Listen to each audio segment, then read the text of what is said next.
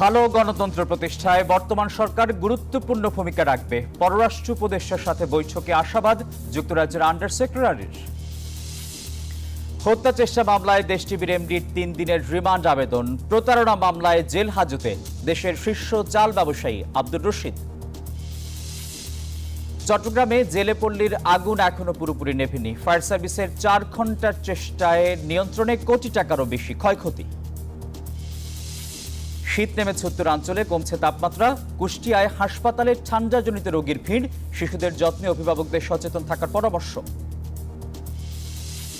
ভারতের মণিপুরে ফের উত্তেজনা। ২ মন্ত্রী ৩ বিধায়কের বাড়িতে হামলা, আগুন। কারফিউ জারি, ইন্টারনেট সেবা বন্ধ। এবং উয়েফা নেশনস লিগে বসনিয়ার জালে জার্মানির ৭ গোল। রাতে হাই ভোল্টেজ ম্যাচে ইতালির মুখোমুখি হবে ফ্রান্স।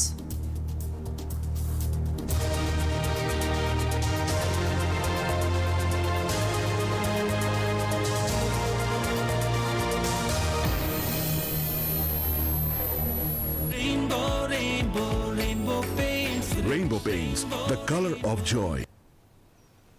সবাইকে স্বাগত জানাচ্ছি নিউজ 24 দুপুর 12টার সংবাদে। আপনাদের সঙ্গে আছি আমি আসিফ টিপু। দেখছিলেন সংবাদ শিরোনাম।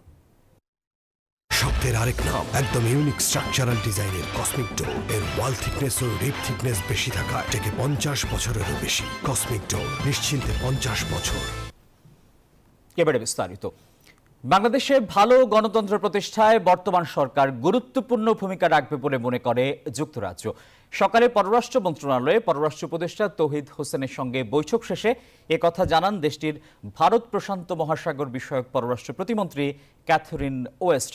বলেন, অন্তর্বর্তী সরকারের ভীষণ পূরণ, শান্তি নিরাপত্তা প্রতিষ্ঠা ও পরবর্তীতে গণতান্ত্রিক প্রক্রিয়ায় যেতে সব ধরনের সহযোগিতা করবে যুক্তরাজ্য।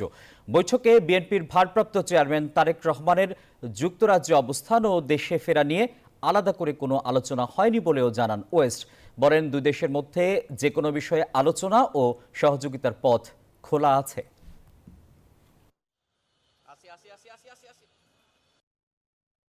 Ensuring accountability and promoting national reconciliation, and it has the full support of the UK government in these objectives, and we know that there are very strong people-to-people ties between Bangladesh and the UK.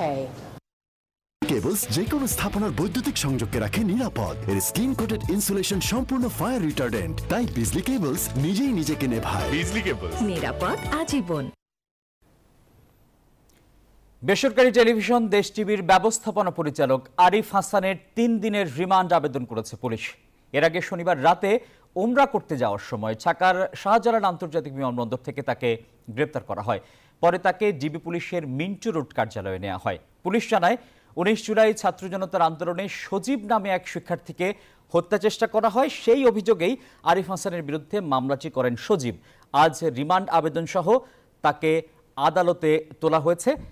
Arif Hasan দেশ টিভির ব্যবস্থাপনা পরিচালক ও association of TV channel owners অ্যাডকোর সাধারণ সম্পাদক।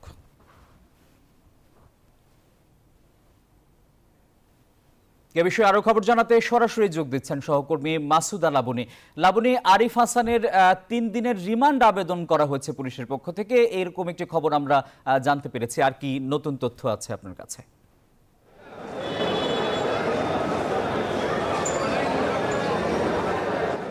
টিপু 3 দিনে যে রিমান্ড আবেদন করা হয়েছিল এবং এই যে রিমান্ড আবেদন এবং শুনানির জন্য তাকে কিন্তু এজলাসে তোলা হয়েছিল, কিন্তু তাকে আবার এজলাস থেকে নামিয়ে আনা হয়েছে এবং এখন তাকে হাজতখানায় রাখা হয়েছে। এবং কিছুক্ষণ আগেই তাকে কিন্তু অর্থাৎ এখন থেকে 5 মিনিট আগে তাকে কিন্তু এজলাস থেকে আবার নামিয়ে আনা হয় এবং সকাল 11টার আগে তাকে হাজতখানায় নিয়ে আসা হয় মহানগর গোয়েন্দা পুলিশের যে কার্যালয় সেখান থেকে।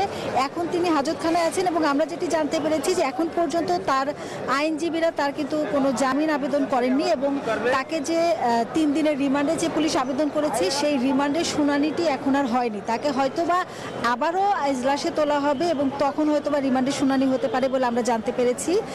এখন থেকে তিনি আসলে অর্থাৎ যদি দুপুরের পরে রিমান্ড শুনানি হয় সেক্ষেত্রে 2টা থেকে 3টার মধ্যে তাকে আবার এজলাসে তোলা হবে বলে আমরা ধারণা করছি। এবং তিনি এখন ঠিক এই হাজতখানায় আছেন। তাকে সকালবেলা ঠিক 10:30টার দিকে আসলে মহানগর গোয়েন্দা পুলিশের যে পুলিশ কর্মকর্তা যারা আছেন তারা তাকে সিএমএম কোর্টে নিয়ে আসেন এবং সিএমএম কোর্টে আনার পরে পুলিশ তাকে রিমান্ডে চেয়ে 3 দিনের রিমান্ডে চেয়ে আসলে আবেদন করেন। এরপরে রিমান্ডে চেয়ে আবেদন করেন, পরে তাকে এজলাসে তোলা হয়। আইনজীবীরা তাকে এজলাসে তার কোনো জামিন আবেদন করেনি এবং 3 দিনের রিমান্ড চেয়েছেন এবং এই রিমান্ডের বিষয়ে কিন্তু আবারও তাকে এজলাসে তোলা হবে, তখন শুনানি হবে বা বিস্তারিত বিষয়গুলো তখন আমরা জানাতে পারবো। তো ঠিক এই ছিল আমার কাছে সবশেষ। মাসুদুল লাবনী, আপনাকে ধন্যবাদ। এই যে আমার ব্যাংক আরএফএল গ্যাস স্টোভ এর সায়েন্টিফিক নজল আর ব্রাশ বার্নার তাপকে সমানভাবে ছড়িয়ে খরচ বাঁচায় 25%। আরএফএল গ্যাস স্টোভ নিরাপদ ও গ্যাস সাশ্রয়ী। 304 ফুড গ্রেড স্টেইনলেস স্টিলে তৈরি, যা নিশ্চিত করে জংবিহীন সিঙ্কের আজীবন নিশ্চয়তা। আরএফএল কিচেন সিঙ্ক, স্বাস্থ্যকর কিচেনের চিরস্থায়ী সমাধান। চট্টগ্রামের ইপিজেড এলাকায় আগুন লেগে পুড়ে গেছে আকমল আলী ঘাটের জেলেপল্লী। শনিবার রাত 11:30টার দিকে একটি তেলের দোকান থেকে আগুনের সূত্রপাত হয়। ফায়ার সার্ভিসের 3টি ইউনিটের 4 ঘন্টার চেষ্টায় আগুন নিয়ন্ত্রণে আসে। আগুনে 20টিরও বেশি বসতঘরের পাশাপাশি দোকান পুড়ে ছাই হয়ে যায়। পুড়ে গেছে জেলেদের মাছ ধরার জাল, তেলের দোকান সহ আরও বেশ কয়েকটি দোকান। আগুনে ক্ষতিগ্রস্ত ব্যবসায়ীদের দাবি, আগুনে তাদের কোটি টাকারও বেশি ক্ষতি হয়েছে। হঠাৎ এমন অগ্নিকাণ্ডের পেছনে কোনো ষড়যন্ত্র আছে কিনা তা খতিয়ে দেখার দাবি জানিয়েছেন তারা। ফায়ার সার্ভিস জানায় সেখানে বেশ কিছু তেল ও জালের দোকান রয়েছে। তেল থাকায় আগুন দ্রুত ছড়িয়ে পড়ে, যা নিয়ন্ত্রণে আনতে বেশ বেগ পেতে হয়েছে। তবে পাশেই সাগর থাকায় চারদিক থেকে পানির সোর্স পাওয়ায় আগুন নিয়ন্ত্রণে আসে। বহুত কিছু জাল টোটাল বহুত কিছু আছে। আবার মনে করেন সবাই জালিয়ারি মনে করেন 150 খান জাল, মনে করেন অনেক প্রায় 10 কোটি টাকার সম্পদ এখানে। 10 কোটি টাকার এখানে 100টা ঘর আছে অলরেডি। 100টা ঘরের ভিতরে সবার ঘরে জাল আছে। এবারে টুকটাক মনে করেন ছোট বড় 7 দোকান, 2-3টা তেলের দোকান, এমনি সামনে 100 ঘর নিয়ে অনেকটা ক্ষয়ক্ষতি হয়েছে। আমার ওই বদ্দারের ঘরে টাকা ছিল, তারপরে জাল বট বিভিন্ন রকমের মানে যাই জিনিস ছিল। বদ্দারের মনে 5 লাখ টাকার জিনিস নষ্ট হয়েছে। ওইরকম আমি মনে করেন শুধু গা শরীর নিয়ে বাইরে হয়েছি। দর্শক, চট্টগ্রামের ইপিজেড এলাকায় আগুন লেগে পুড়ে গেছে আকমল আলী ঘাটের জেলেপল্লী। সবশেষ খবর জানাতে সরাসরি যুক্ত হচ্ছেন সহকর্মী নয়ন বড়ুয়া। জয়, জেলেপল্লীর এখন কি অবস্থা, কি পরিমাণ ক্ষয়ক্ষতি হয়েছে বলে জানতে পেরেছেন?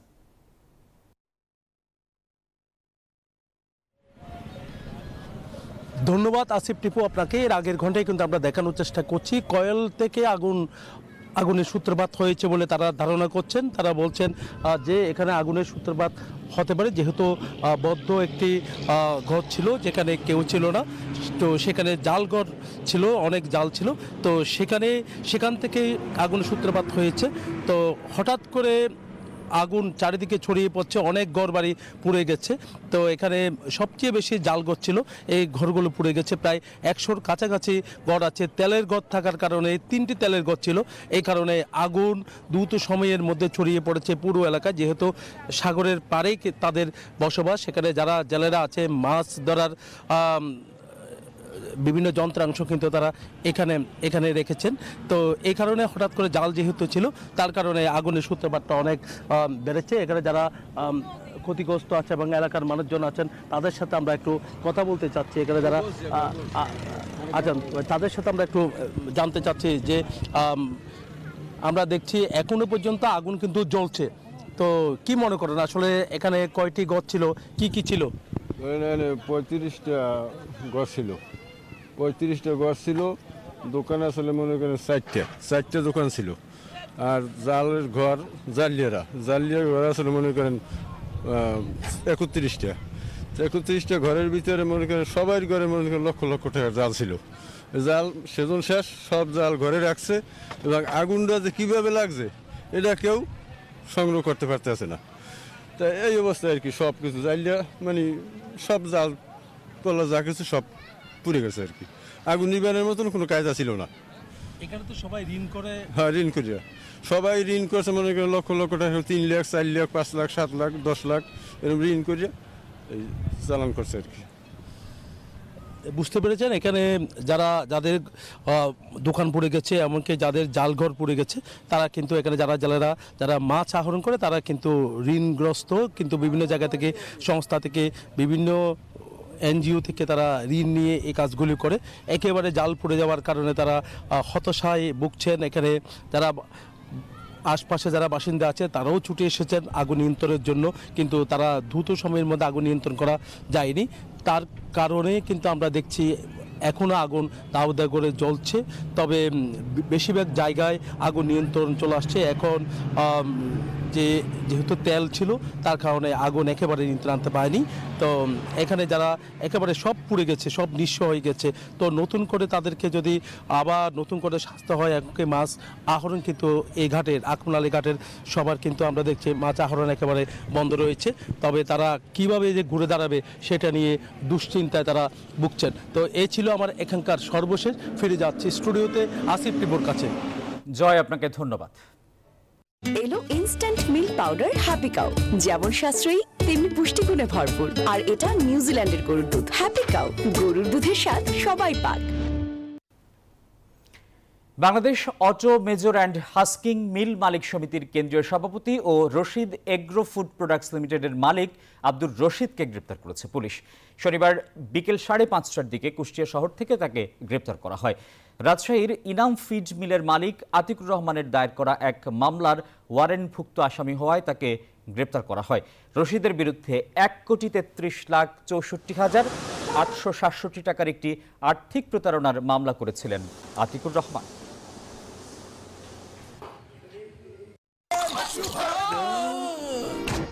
আমি এই চেয়ারে বসবো না। বাচ্চু ভাই, এই চেয়ারকে ভয় পেও না। ডেন্টিস্টের পরামর্শ নাও নতুন কোলগেট অ্যাক্টিভ সোল, যা দাঁতের সমস্যা শুরু হওয়া মাত্রই থামিয়ে দেয়। না থাকবে ব্যথা, না থাকবে ভয়। ফসলের উপকারে সার কীটনাশক ব্যবহার করা হলেও কোনো উপকারী উপকরণ ছাড়াই বগুড়ায় ভেজাল সার তৈরি করছিল অসাধু চক্র। জমিতে ব্যবহারের জন্য সার ও কীটনাশক তৈরি করা হতো মাটি, চুন ও সিমেন্ট দিয়ে। এমন অপকর্মকালে হাতে নাতে 2 জনকে আটক করেছে যৌথ বাহিনী। শনিবার রাত 10টায় শহরের দক্ষিণ গোদারপাড়ায় অভিযান চালায় যৌথ বাহিনী। এ সময় প্রায় 100 বস্তা টিএসপি সার, 22 বস্তা জিঙ্ক ক্রোজিং সহ চমক, বোরন, এবি ফুরান সহ নানান প্রকার তৈরি সার, কীটনাশক এবং এসব পণ্য তৈরির সরঞ্জাম জব্দ করা হয়। দীর্ঘদিন ধরে মাটি, চুন, সিমেন্টের মতো পদার্থ দিয়ে তৈরি করা এসব সার ও কীটনাশক অন্তত 17টি ব্র্যান্ডের মোড়কে বাজারজাত করে আসছিল বেনামি এই প্রতিষ্ঠানটি। পরে অবৈধ এই কারখানা সিলগালা করে দেওয়া হয়। এই অভিযান অব্যাহত থাকবে বলেও জানিয়েছে স্থানীয় প্রশাসন।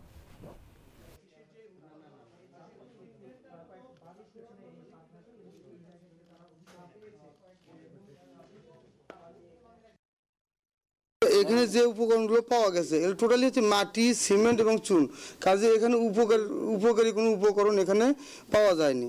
এই ভেজাল সার ও কীটনাশক কারখানার 2 জন শ্রমিককে আমরা ধরতে পারি। তো বাকি 2 জন ছিল, তারা পালিয়ে যায় আমাদের উপস্থিতি টের পাওয়া মাত্র। রাজধানীর পল্টন মোড়ে বাস ও ট্রাকের মুখোমুখি সংঘর্ষে এক ব্যক্তি নিহত হয়েছেন। এই ঘটনায় আহত হয়েছেন আরও একজন। রোববার ভোর 5টার দিকে পল্টন মোড়ে ইউনিক পরিবহনের বাসের সঙ্গে একটি পেঁয়াজবাহী ট্রাকের মুখোমুখি সংঘর্ষ হলে এই ঘটনা ঘটে। তাৎক্ষণিক নিহতের নাম পরিচয় জানা না গেলেও এই ঘটনায় নিহত ব্যক্তি রিকশার যাত্রী ছিলেন। এছাড়া যিনি আহত হয়েছেন তিনি রিকশার চালক ছিলেন বলে নিশ্চিত হওয়া গেছে। পুলিশ জানিয়েছে আহত ব্যক্তিকে উদ্ধার করে ঢাকা মেডিকেলে পাঠানো হয়েছে। তার অবস্থাও আশঙ্কাজনক।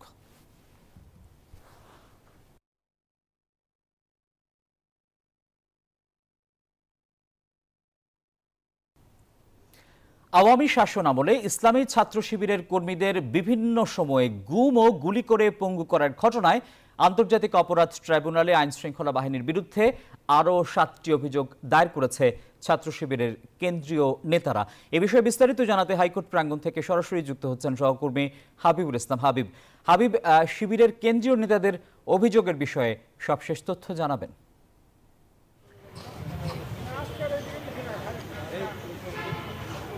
আসিফ, আপনাকে ধন্যবাদ। আসলে আন্তর্জাতিক অপরাধ ট্রাইব্যুনাল পুনর্গঠনের পর থেকে কিন্তু জুলাই হত্যাকাণ্ডের যে বিচারের লক্ষ্য লক্ষ্য সামনে রেখেই মূলত এই ট্রাইব্যুনাল গঠন করা হয়। এরপর থেকে আমরা দেখেছি যে বিভিন্ন সময়ে আওয়ামী শাসন আমলে যে হত্যা, গুম, নির্যাতনের যে অভিযোগগুলো এসেছে, সেই অভিযোগগুলো সব মিলিয়ে শতাধিক অভিযোগ এরই মধ্যে এই ট্রাইব্যুনালে জমা হয়েছে।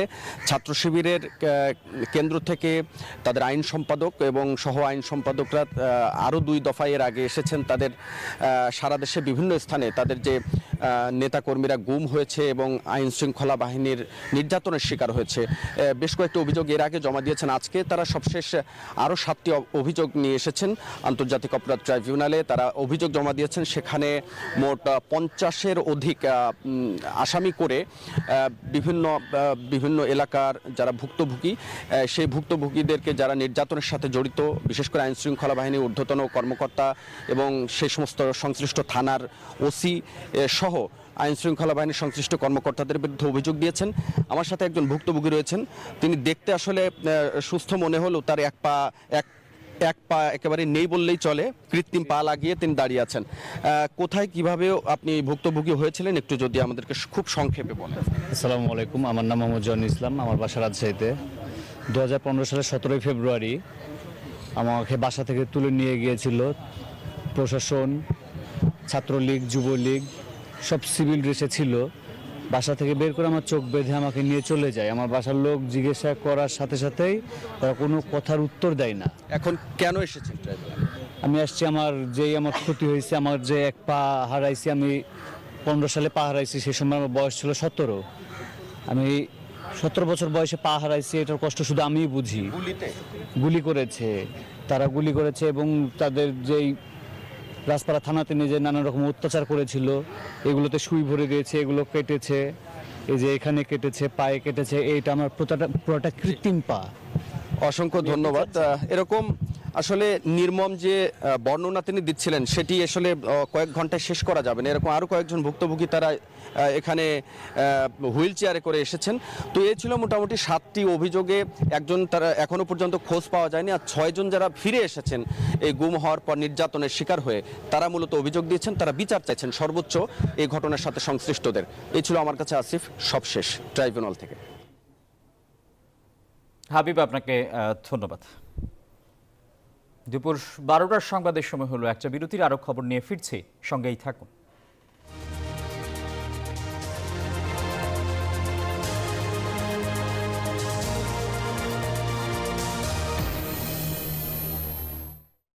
নুডলস খান নাই? তাহলে তো নুডলসই খান নাই। নুডলস খান নাই তো নুডলসই খান নাই।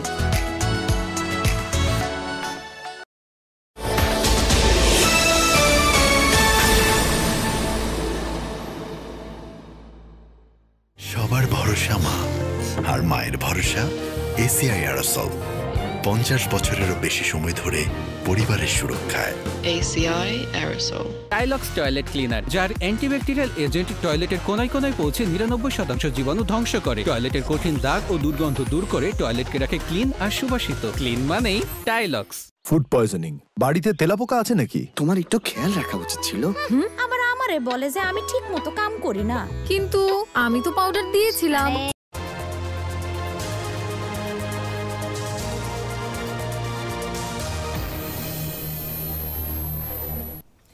বিরতির পর স্বাগত। আরও একবার দেখছেন নিউজ 24 দুপুর 12টার সংবাদ। দেশের অন্যান্য অঞ্চলের তুলনায় উত্তরাঞ্চলে শীতের প্রভাব অনেকটাই বেশি, যে কারণে শীতের আগমন ঘটে একটু আগেই। দিনাজপুরে হঠাৎ করেই বেড়েছে শীত। সারাদিনে তেমন একটা বোঝা না গেলেও রাত বাড়ার সঙ্গে সঙ্গে বাড়ছে ঠান্ডা, ভোরে দেখা দিচ্ছে ঘন কুয়াশার।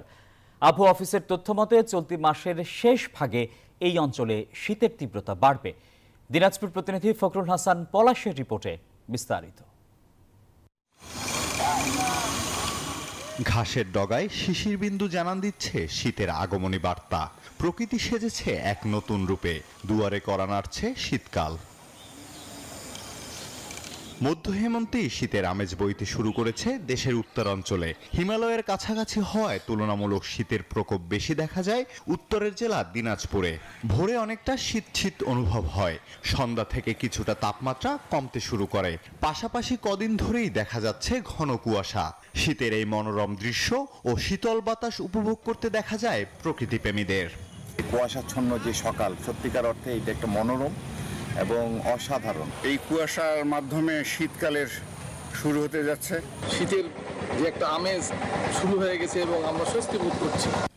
নভেম্বরের প্রথম সপ্তাহ থেকেই তাপমাত্রা কমতে শুরু করেছে।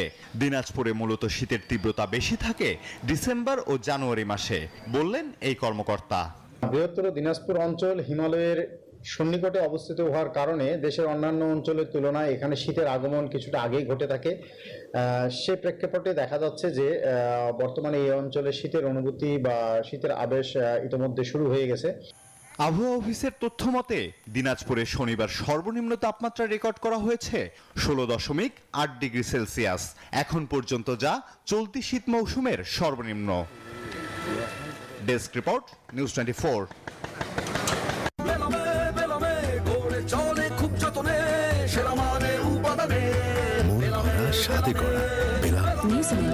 Excellence in quality. নিলামে তোলা হয়েছে একাধিকবার, এরপরও মেলেনি কাঙ্ক্ষিত দাম। তাই চট্টগ্রাম বন্দরে দীর্ঘদিন পড়ে থাকা 70 লাখ টাকার প্রায় 4 লাখ কেজি আমদানি করা ফল ধ্বংস করার সিদ্ধান্ত নিয়েছে কাস্টমস কর্তৃপক্ষ। সোমবার সিটি কর্পোরেশনের ডাম্পিং সাইটে ফলগুলো ফেলে দেওয়া হবে বলে জানিয়েছে কর্তৃপক্ষ। যদিও আইনি জটিলতায় পচে গেছে বেশিরভাগ ফল। বিডাররা বলছেন যথাসময়ে নিলামে না তোলায় রাজস্ব হারাচ্ছে সরকার। দীর্ঘদিন স্টোরেজে থাকা ও আইনি জটিলতায় বেশিরভাগ ফল পচে গেছে। অবিকৃত এসব ফল সোমবার ডাম্পিং সাইটে ধ্বংস করার সিদ্ধান্ত নিয়েছে কাস্টমস কর্তৃপক্ষ। ড্রাগন আছে আর হচ্ছে কি ওই কি বলে ল্যান্ডারিন আছে। হ্যাঁ, নিলামে না উঠলে তো ধ্বংসতে যায় না। বিডাররা বলছেন যথাসময়ে নিলামে না তোলায় ফল নষ্ট হয়ে গেছে। মোটা অঙ্কের রাজস্ব হারাচ্ছে সরকার। যখন মাল পচে গেছে তখন নিলামে তুলছে, তো আমরা বিডার হিসেবে ওইটা নিয়ে কি করবো, এটা খাদ্যের উপযোগিতার ব্যাপার আছে, এটা মার্কেটিংয়ের ব্যাপার আছে, যার ধরুন আমরা ওইটাতে অংশগ্রহণ করি নাই। কিন্তু গাফিলতি না করলে এটা যথাসময়ে মাল আরও বিক্রি হচ্ছে না। আমদানির পরও এসব ফল কেন খালাস করা হয়নি এমন প্রশ্ন ফল ব্যবসায়ীদের। শুল্ক বেশি জানিয়ে মাল আনছে, হয়তো মাল নষ্ট হয়ে গেছে, এজন্য চোরাই নেই। এই ধরনের যারা আমদানিকারক ফোর্ডে এসে মাল ডেলিভারি নেয় না, অকশনে দেয় বা ফেলে দিতে হয়, ফোর্ডের ক্ষতি হয়, তাদের যাতে এই লাইসেন্সগুলা চিহ্নিত করে তাদের বিরুদ্ধে ব্যবস্থা নেয়। বন্দর কর্তৃপক্ষ বলছে 1 মাসেও পণ্য খালাস না করলে কাস্টমসকে চিঠি দিয়ে জানানো হয়। আমরা তো 30 দিন পরে, এটা হলো মানে সেট রুল, এটার জন্য কোনো হিসাব নাই। আমরা 30 দিন হইলে চিঠি চলে যাবে। আগামীতে যেন আর এমন অবস্থা না হয় সেদিকে নজর রাখার কথা জানিয়েছে চট্টগ্রাম কাস্টমস। নয়ন বড়ুয়া জয়, নিউজ 24, চট্টগ্রাম।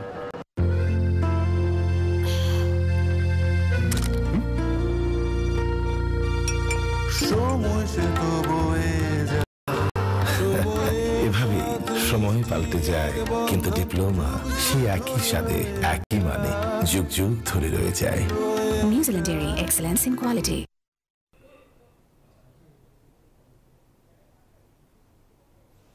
একটি ব্রিজের অভাবে 53 বছর ধরে দুর্ভোগ পোহাতে হচ্ছে সিরাজগঞ্জ সদর উপজেলার বহুলী ও শিয়ালকোল ইউনিয়নের প্রায় 30 গ্রামের মানুষের। কৃষিপণ্য ধান, পাট ও সবজি পরিবহন ব্যাহত হওয়ায় কৃষকরা ন্যায্য মূল্য থেকে বঞ্চিত হচ্ছে। পারাপারের অভাবে ছাত্রছাত্রীদের পড়াশোনায় ব্যাঘাত ঘটছে। অসুস্থ রোগী নিয়ে পড়তে হচ্ছে চরম দুর্ভোগে। জনপ্রতিনিধিরা বারবার আশ্বাস দিলেও 53 বছরে নির্মাণ হয়নি ব্রিজটি। আমরা এই প্রতিবেদনটি দেখব। তার আগে 100 দিনের তার মন্ত্রণালয়ের কাজের অগ্রগতি নিয়ে সাংবাদিকদের ব্রিফ করছেন যুব ক্রীড়া উপদেষ্টা আসিফ মাহমুদ সজীব ভূঁইয়া। আমরা সরাসরি চলে যাচ্ছি সেই ব্রিফিংয়ে। ঘোষণা করেছি, এর মধ্যে কিছু অভিযোগ এসেছে, সেই অভিযোগের ব্যাপারে আমরা ইতিমধ্যেই ব্যবস্থা নিয়েছি এবং পরিবর্তন করা হয়েছে তার ভিত্তিতে। এবং সামনের সময় আমরা চাচ্ছি সার্চ কমিটি সহ এই ফেডারেশনগুলোর কার্যক্রমে গতিশীলতা আনয়নের জন্য আরও সক্রিয় করার জন্য খুব দ্রুত সময়ের মধ্যে অ্যাডহক কমিটিগুলো আমরা দিয়ে দিতে চাচ্ছি এবং প্রায়োরিটি বেসিসে যেই ইয়েগুলোর যে ফেডারেশনগুলোর সামনে কোনো টুর্নামেন্ট আছে বা বিশেষ কোনো খেলা আছে, প্রায়োরিটি বেসিসে আমরা কমিটিগুলো খুব দ্রুত সময়ের মধ্যে দিয়ে দেব। মাননীয় উপদেষ্টা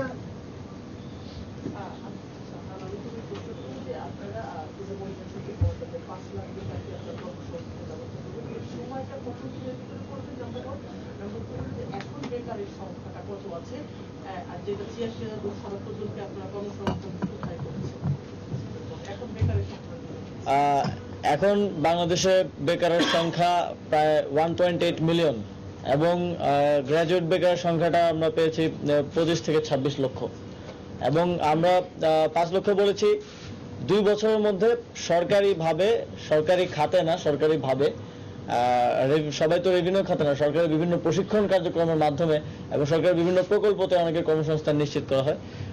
তো আমরা 5 লক্ষ 2 বছরের একটা লক্ষ্যমাত্রা নির্ধারণ করেছি, কিন্তু আমরা আশা করছি যে আমরা এর থেকে বেশি করতে পারবো এবং ভবিষ্যতে যাতে এই সংখ্যাটা আরো বৃদ্ধি করা যায় সেজন্য আমরা আরো কিছু ব্যবস্থা নিব। কিছু প্ল্যাটফর্ম আমরা যুব উন্নয়ন অধিদপ্তরে তৈরি করার পরিকল্পনা হাতে নিচ্ছি এবং এখানে খাতগুলো বলা হয়েছে যে রেভিনিউ খাতে 2468 জন হচ্ছে গত 100 দিনে কর্মসংস্থান সৃষ্টি হয়েছে এবং নন রেভিনিউ খাতে আমাদের বিভিন্ন ট্রেনিং এর মাধ্যমে যুব ক্রীড়া মন্ত্রণালয়ের যুব উন্নয়ন অধিদপ্তরের বিভিন্ন ট্রেনিং এর মাধ্যমে 59,296 জন কর্মসংস্থানে সাথে যুক্ত হয়েছে। আপনারা জানেন আমাদের ফ্রিল্যান্সার ট্রেনিং আছে, সেখান থেকে প্রশিক্ষণ নিয়ে ফ্রিল্যান্সাররা অর্থ উপার্জন করছেন। ড্রাইভিং ট্রেনিং আছে, তারপরে ট্রাফিকের আমরা যে সচেতনতা ট্রেনিং দিলাম তারপরেও সেখান থেকে কর্মসংস্থান হচ্ছে এবং অন্যান্য মন্ত্রণালয়ের তালিকাগুলো, পূর্ণাঙ্গ তালিকাগুলো আমরা এখানে পাইনি। এখানে প্রায় 6টা মন্ত্রণালয়ের তালিকা আছে।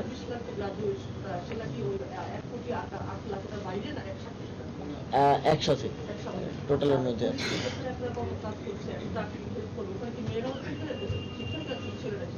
না, ট্রাফিকে ছেলে মেয়ে উভয় শিক্ষার্থীরাই আছে, তারা কাজ করছে এবং সেখানে আমাদের লক্ষ্যমাত্রা ছিল 700 জন আর তার মধ্যে ইতিমধ্যেই কাজে যুক্ত হয়ে গেছে 214 জনের। দর্শক, সচিবালয়ে সাংবাদিকদের ব্রিফ করছিলেন যুব ক্রীড়া উপদেষ্টা আসিফ মাহমুদ সজীব ভুঁইয়া। আমরা সরাসরি শুনছিলাম তার বক্তব্য। কিছুক্ষণ আগেই আপনাদের যেমনটা জানিয়েছিলাম, একটি ব্রিজের অভাবে 53 বছর ধরে দুর্ভোগ পোহাতে হচ্ছে সিরাজগঞ্জের 30টি গ্রামের মানুষের। বারবার আশ্বাস দিলেও জনপ্রতিনিধিরা সেই ব্রিজ, কাঙ্ক্ষিত যে ব্রিজ, সেটি নির্মাণ করে দেননি। প্রতিবেদনতে তার বিস্তারিত দেখব। সিরাজগঞ্জ সদর উপজেলার শিয়ালকোল ও ওহুলি ইউনিয়নের সীমান্ত দিয়ে প্রবাহিত হচ্ছে ইছামতি নদী। জনসাধারণের নদী পারাপারের পয়েন্ট একমাত্র সরাইচণ্ডী ঘাট। ঘাটটিতে ব্রিজ না থাকায় 2 ইউনিয়নের প্রায় 30টি গ্রামের মানুষকে 53 বছর ধরে দুর্ভোগ পোহাতে হচ্ছে। নদীতে যখন পানি কম থাকে তখন গ্রামবাসী সাঁকো নির্মাণ করে জীবনের ঝুঁকি নিয়ে পারাপার হন। অনেক সময় সাঁকো পার হতে গিয়ে দুর্ঘটনাও ঘটে, আর বর্ষায় সাঁকো তলিয়ে যাওয়ায় পারাপার হতে না পারায় চরম দুর্ভোগ পোহাতে হয়। আমাদের এটা একটা কৃষি প্রধান এলাকা, যেটি নদীর পূর্ব পার থেকে দক্ষিণ পারে আসতে হচ্ছে একটা ব্রিজেরও প্রয়োজন হয়। এ পাশে স্কুল আছে, মাদ্রাসা আছে, কলেজ আছে, শিক্ষা প্রতিষ্ঠানগুলো এ পারি। স্কুলে যাইতে পারি না, সাঁকো মাঝে মধ্যে ভেঙে যায়, পায়ে ব্যথা পাই, তারপর নদীর ভিতরে পড়ে যায়। ডেলিভারি একটা সিরিয়াস রোগী আসলো, দেখালো ওই পারে নৌকার ব্যাপারে তাকে আর সময় মতো হসপিটাল নিয়ে যেতে পারছে না। স্থানীয়দের অভিযোগ, স্বাধীনতার পর থেকে বিভিন্ন সরকারের জনপ্রতিনিধিরা ইছামতি নদীর উপর সরাইচণ্ডী ঘাটে ব্রিজ নির্মাণের প্রতিশ্রুতি দিয়েছিলেন, কিন্তু 53 বছরেও কেউই বাস্তবায়ন করেননি। অনেক সরকার এলো গেল, আমরা কিন্তু সেই ব্রিজ এখনো পাইনি। সরকারের কাছে দাবি আমাদের ব্রিজটা যেন অতি দূরত্ব ব্রিজটা যেন করে দেয়। সড়ক ও জনপদ বিভাগ বলছে ব্রিজ নির্মাণের প্রস্তাব পাঠানো হবে ঊর্ধ্বতন কর্তৃপক্ষের কাছে। ওখানে ব্রিজ দরকার আছে, কিন্তু আসলে কোনো ইনিশিয়েটিভ নেওয়া হয় নাই, ইভেন কোনো সার্ভেও করা হয়নি। আবেদনের প্রেক্ষিতে ও জনগণের চাহিদার প্রেক্ষিতে আমরা ফরওয়ার্ড করতে পারি কর্তৃপক্ষ বরাবর। জনদুর্ভোগ কমাতে সরকার দ্রুত ব্রিজটি নির্মাণ করবেন এমন প্রত্যাশা এলাকাবাসীর। Desk report, news 24। গাড়িটা আমার প্রেজেন্ট, আমার ফিউচার, আমার হ্যাপি লাইফ। আইডিএলসি আমার ফাইন্যান্সিয়াল পার্টনার বলেই কার লোন আমার কাছে লাইফ ইনভেস্টমেন্ট। সংবাদের সময় হলো আরও একটা বিরতির, আমাদের সঙ্গেই থাকুন।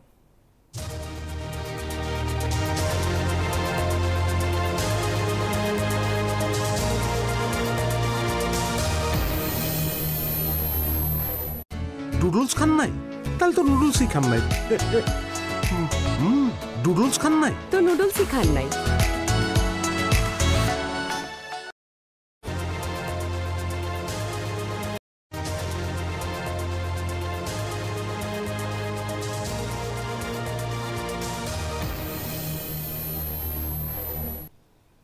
বিরতির পর স্বাগত জানাচ্ছি আরও একবার। কৃষক শ্রমিক জনতা লীগের সভাপতি বঙ্গবীর কাদের সিদ্দিকী বলেছেন, শেখ হাসিনার ন্যাক্কারজনক পতনের কারণ তিনি মানুষের ভোটাধিকারকে সম্মান করেননি। এদেশের মানুষ চায় গণতন্ত্র ও ভোটাধিকার। সকালে টাঙ্গাইলের সান্তোষে মাওলানা আব্দুল হামিদ খান ভাসানীর মাজারে পুষ্পস্তবক অর্পণ শেষে সাংবাদিকদের প্রশ্নের জবাবে এসব কথা বলেন তিনি। আরও বলেন, মাওলানা ভাসানীর জন্ম না হলে পাকিস্তান হতো না, আর পাকিস্তান না হলে বাংলাদেশ হতো না। তার অনাদর খুবই দুঃখজনক। এই দেশের মানুষ চায় গণতন্ত্র, চায় ভোটাধিকার। শেখ হাসিনার এই রকম ন্যাক্কারজনক পতনের প্রধান কারণ তিনি মানুষের ভোটাধিকারকে সম্মান করেন নাই। পরপর বেশ কয়েকবার মানুষকে সঠিকভাবে ভোট দিতে দেন নাই, যার ফল এটা হয়েছে। মৌলভীবাজারের কমলগঞ্জে সার কীটনাশকহীন 11 জাতের ধান চাষাবাজে বাজিমাত করেছেন মোহন রবি দাস। এই জাতের ধান দেশের খাদ্য নিরাপত্তা নিশ্চিতের স্বপ্ন দেখাচ্ছে। সেই সঙ্গে এই জাতের ধান আবাদ করে অধিক ফলন ও লাভের আশা করছেন স্থানীয় কৃষকরা। একসঙ্গে 11 জাতের বিদেশি ধান, ঘামঝরা এই ফসলে সম্ভাবনা নতুন দুয়ার খুলেছেন মৌলভীবাজার জেলার কমলগঞ্জের চা শ্রমিকের সন্তান মোহন রবি দাস। উপজেলার শমশেরনগর ইউনিয়নের গলফ মাঠের পাশে পতিত 300 শতক জায়গায় এই 11 জাতের ধান চাষাবাদ করে রীতিমতো তাক লাগিয়ে দিয়েছেন তিনি। মোহন রবি দাস জানান, দেশে প্রচলিত যে কোনো হাইব্রিড জাতের ধানের তুলনায় ব্ল্যাক রাইস, পার্পেল রাইস, সুগন্ধি বাসমতি, সুগন্ধি কস্তুরি, তুলসীমালা, বাংলাদেশে ব্রি ধান 103 সহ 11 জাতের ধান চাষ করে ভালো ফলনের সম্ভাবনা রয়েছে। আমার উদ্দেশ্য হচ্ছে একেবারে অল্প টাকা এবং সাধারণ ধানের যে রেট আছে এই সাধারণ বীজ ধানের রেটেই আমি এই ধানটা শুধুমাত্র আমাদের মৌলভীবাজার এলাকায় প্রসারের জন্য এই ধানগুলো আমি কৃষকদের মাঝে বিতরণ করি। স্থানীয় কৃষকরা জানান, নতুন এই ধান চাষে তারাও আগ্রহী হয়ে উঠেছেন। ধান কাটার পর বীজ সংগ্রহের অপেক্ষায় তারা। এই ধানগুলি যদি সারা দেশে এরকম ফলন হইতো তাহলে আমাদের ধান খাদ্য সংগ্রহ শর্ট হইতো না, বেড়ে চলতো। আমরাও চেষ্টা করবো আগামীতে ওর ধানে বীজ সংগ্রহ করে আমরা এইভাবে কোনোভাবে ভালো একটা ফসল ফলানো যায় কিনা। আরও আমাদের যা কৃষকরা আছে কাছাকাছি তারাও বীজ সংগ্রহ করবে, তারাও আবারও চাষাবাদ করবে। কৃষি বিভাগ জানায়, বিভিন্ন ধরনের 11 জাতের ধানের আবাদ ছড়িয়ে দিতে পারলে দেশের ধানের উৎপাদন আরো বৃদ্ধি পাবে। সেই সাথে দেশের খাদ্য নিরাপত্তা নিশ্চিতে এই ধান অবদান রাখবে। আমরা আশা করব যে উনি যে উদ্যোগটা নিয়েছেন এটা অবশ্যই প্রশংসা পাওয়ার দাবিদার। আমরা চেষ্টা করব এই জাতগুলা যাতে ভবিষ্যতে কৃষকের মাঝে ছড়ায় এবং এগুলা নিয়ে যাতে ভবিষ্যতে আরো গবেষণা হয়। মোহন রবি দাস নিজে শুধু আদর্শ কৃষকই নন, একজন উদ্যোক্তাও। চা বাগানে প্রতিকূল পরিবেশে এই ধান চাষ করায় তাকে ধন্যবাদ জানিয়েছে কৃষি বিভাগ। কিসের জন্য? Desk report, news 24। বন্ধুকে বাঁশ দিতে চান? তাহলে দিন ভাগ্যবান বাঁশ বা লাকি ব্যাম্বো। না, এতে আপনার বন্ধুর কোনো ক্ষতি হবে না, কারণ সব বাঁশই ক্ষতিকর নয়, বরং কিছু কিছু বাঁশ উপকারও করে। আর এমন বাঁশই চাষ করছেন গাইবান্ধার হাফিজ নামের এক তরুণ উদ্যোক্তা। তার সেই বাঁশ রপ্তানি হচ্ছে মধ্যপ্রাচ্যের বিভিন্ন দেশেও। লাকি বাম্বু বা ভাগ্যবান বাঁশকে সৌভাগ্যের প্রতীক হিসেবে দেখেন চীনারা। সেই ভাবনা থেকেই নিজের ভাগ্য বদলাতে লাকি বাম্বু চাষ শুরু করেন গাইবান্ধার সুন্দরগঞ্জ উপজেলার 5 গাছি শান্তিরাম গ্রামের তরুণ উদ্যোক্তা হাফিজ। বর্তমানে সেই বাঁশ থেকে তার মাসে আয় 1.5 লক্ষ টাকা। এসএসসি পাশের পর 5% জমিতে লাকি বাম্বু চাষ শুরু করেন হাফিজ। বর্তমানে 3.5 বিঘা জমিতে চাষ করছেন। তাকে সহযোগিতা করছেন তার ছোট ভাই হাসিপুর। জানান, শুরুতে আশঙ্কা ছিল এসব পণ্য তৈরি করে বিক্রি করা নিয়ে, তবে গৃহসজ্জার জন্য তৈরি এসব পণ্য এখন শুধু দেশেই নয় বিদেশেও যাচ্ছে। আমি দেখলাম যে চাকরির পিছনে না ছুটে যদি নিজে কিছু করা যায় বা নিজে উদ্যোক্তা হওয়া যায়, এই জন্য পরে আমরা ঢাকা থেকে অনেক গাছ নিয়ে আসলাম, এখানে লাগাইছি প্রায় 2.5-3 বিঘা জমিতে। পরে ওখানে কাজ শিখে এসে আমরা নিজেই এখানে উদ্যোক্তা হয়ে আমরা এখানে নিজেই ডিজাইনগুলো করতেছি। বৈদেশিক মুদ্রা আয় ও বেকারত্ব ঘোচানোর পাশাপাশি এই উদ্যোগ এলাকায় তৈরি করেছে অনেকের কর্মসংস্থান। আমাদের এগুলো বাংলাদেশের সব জেলাতেই যাচ্ছে আলহামদুলিল্লাহ, এবং এই ডিজাইনগুলো দেশে নয় দেশের বাইরেও যাচ্ছে, দুবাই, কাতার, ওমান, সৌদি আরবেও এই ডিজাইনগুলো আমরা বিক্রি করতে। এখানে উৎপাদিত লাকি বাম্বু দিয়ে তৈরি স্টিক টবে রাখার উপযোগী করে সাজানো হয় এক একটি ডিজাইনে, যার দাম 700 থেকে 1000 টাকা পর্যন্ত। লাকি বাম্বুতে অক্সিজেনের মাত্রা বেশি হওয়ায় পরিবেশে ভারসাম্য বজায় রাখতে সহায়ক ভূমিকা রাখতে পারে। Desk report, news 24। সংবাদে আবারও বিরতি, আমাদের সঙ্গেই থাকুন।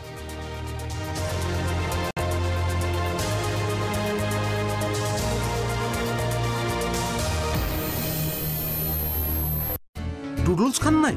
তাহলে তো নুডলসই খান নাই। নুডলস খান নাই? তো নুডলসই খান নাই।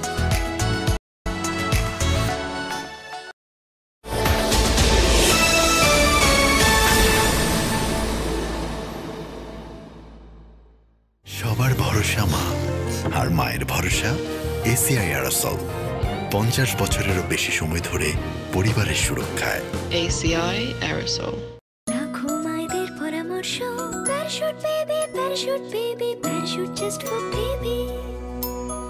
Parachute just for baby lotion. প্যারাশুটের আস্থায় তৈরি, অ্যালার্জি পরীক্ষিত ও 100% নিরাপদ। ত্বকের আর্দ্রতা বজায় রাখে 24 ঘন্টা পর্যন্ত।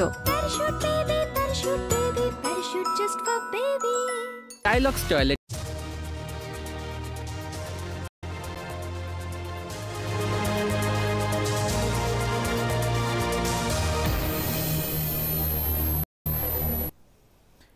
বিরতির পর স্বাগত জানাচ্ছি আরো একবার। এবারে আন্তর্জাতিক সংবাদ। নতুন এক এপিসোড নিয়ে আমাদের সবাইকে ওয়েলকাম জানাচ্ছি। 6 জনের মরদেহ উদ্ধারের পর আবারও উত্তপ্ত মণিপুর। রাজ্যটিতে কারফিউ জারির পর বন্ধ করে দেওয়া হচ্ছে ইন্টারনেট। বেশ কয়েক মাস ধরে ভারতের উত্তর পূর্বাঞ্চলীয় মণিপুর রাজ্যে জাতিগত উত্তেজনা বিরাজ করছে। এর মাঝে গেল শুক্রবার জিরিবামের একটি নদী থেকে 3 জনের মরদেহ উদ্ধার করা হয়। মণিপুরের স্থানীয় গণমাধ্যমের দাবি, শনিবার আরও 3 জনের মরদেহ পাওয়া গেছে। ধারণা করা হচ্ছে মরদেহগুলো মেইতেই সম্প্রদায়ের। গেল সপ্তাহে জিরিবাম জেলায় মণিপুর পুলিশ ও কুকি বিদ্রোহীদের মধ্যে বন্দুকযুদ্ধ হয়। ওই ঘটনার পর থেকে তারা নিখোঁজ ছিলেন। এরপর শনিবার সকাল থেকে উত্তপ্ত মণিপুর। সকালে রাজ্যটির 2 মন্ত্রী ও 3 বিধায়কের বাড়িতে হামলা চালিয়ে আগুন ধরিয়ে দিয়েছে বিক্ষোভকারীরা। গাজায় যুদ্ধবিরতিতে সম্মতি জানিয়েছে ফিলিস্তিনি স্বাধীনতাকামী সংগঠন হামাস। একই সাথে যুদ্ধবিরতির জন্য যুক্তরাষ্ট্রের নবনির্বাচিত প্রেসিডেন্ট ডোনাল্ড ট্রাম্পকে ইসরায়েলের উপর চাপ প্রয়োগের আহ্বান জানিয়েছে গোষ্ঠীটি। এর মধ্যে গাজায় ইসরায়েলি হামলায় একদিনে প্রাণ হারিয়েছেন আরও 40 জন। এদিকে সিরিয়ার রাজধানী দামেস্কে ইসরায়েলের হামলায় ফিলিস্তিনের সশস্ত্র সংগঠন ইসলামী জিহাদের 2 নেতা নিহত হয়েছেন। অন্যদিকে নেতানিয়াহুর বাড়িতে ফের বোমা হামলা চালানো হয়েছে। কোনো উদ্দেশ্য ছাড়াই দিক বিদিক ছুটছে আতঙ্কিত বাসিন্দারা। গাজাবাসীর আর্তনাদের শব্দে ভারী হয়ে ওঠে শরণার্থী শিবির আল শাতির পরিবেশ। ইসরায়েলের বর্বর হামলার পর ধ্বংসস্তূপ থেকে স্বজনদের উদ্ধারের চেষ্টা করছেন কেউ কেউ। স্থানীয় সময় শনিবার গাজায় শরণার্থী শিবিরে শক্তিশালী বোমা হামলা চালানো হয়। এই ঘটনায় বেশ কয়েকজন নিহত হয়েছেন, আহত হয়েছেন অনেকে। গাজায় চলমান মানবিক সংকট নিয়ে জাতিসংঘের কয়েকটি সদস্য দেশ গভীর উদ্বেগ জানিয়েছে। 8 নভেম্বর গাজা স্ট্রিপের দুর্ভিক্ষ পর্যালোচনা কমিটি বলছে গাজায় দুর্ভিক্ষ আসন্ন। সিরিয়ার রাজধানী দামেস্কে ইসরায়েলের হামলায় ফিলিস্তিনি সশস্ত্র সংগঠনের ইসলামিক জিহাদের 2 নেতা নিহত হয়েছেন। গেল বৃহস্পতিবার দামেস্কের কুদস এলাকায় এই হামলা চালানো হয়।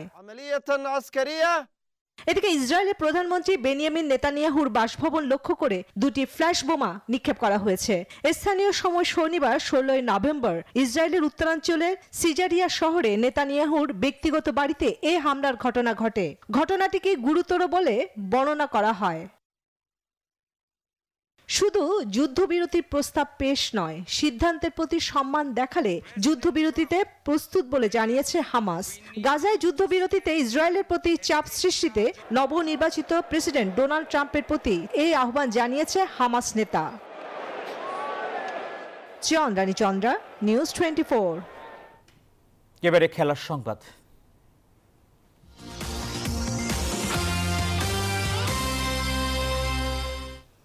উয়েফা নেশনস লিগে গ্রুপ পর্বে নিজেদের শেষ ম্যাচে ইতালির বিপক্ষে মাঠে নামবে ফ্রান্স। এটি হবে ফরাসিদের জন্য ঘরের মাঠে হারের প্রতিশোধের ম্যাচ। অন্যদিকে দুর্দান্ত ছন্দে থাকা জুরিদের সুযোগ গ্রুপ চ্যাম্পিয়ন হয়ে কোয়ার্টার ফাইনালে পা রাখা। দিনের আরেক ম্যাচে ইংল্যান্ডের প্রতিপক্ষ আয়ারল্যান্ড, আর নিয়ম রক্ষার ম্যাচে ইসরায়েলের মুখোমুখি হবে বেলজিয়াম।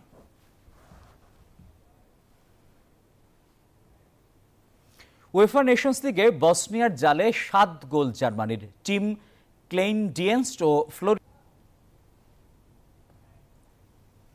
এই ছিল নিউজ 24 দুপুর 12টার সংবাদে। আরও সংবাদ ও বিশ্লেষণ জানতে ভিজিট করুন news24bd.tv। এতক্ষণ আমাদের সঙ্গে থাকায় সবাইকে ধন্যবাদ।